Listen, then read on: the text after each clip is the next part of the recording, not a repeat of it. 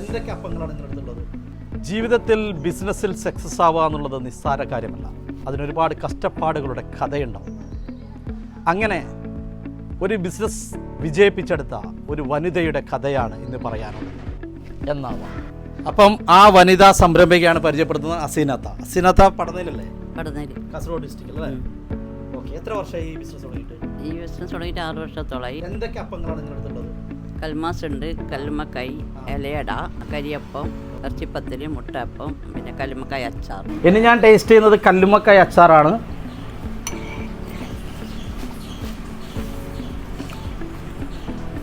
എൻ്റെ പൊന്നോ, must try item. ഇത് കറക്റ്റ് സ്ഥലം വരുന്നത് കാസർഗോഡ് ജില്ലയിലെ ഓരി എന്ന് പറയുന്ന സ്ഥലത്ത് വണ്ണാത്തുമുക്ക് എന്ന് പറഞ്ഞ സ്ഥലമാണ്. ഇവിടെയാണ് ഇവർ ഈ ബിസിനസ് ചെയ്യുന്നത്.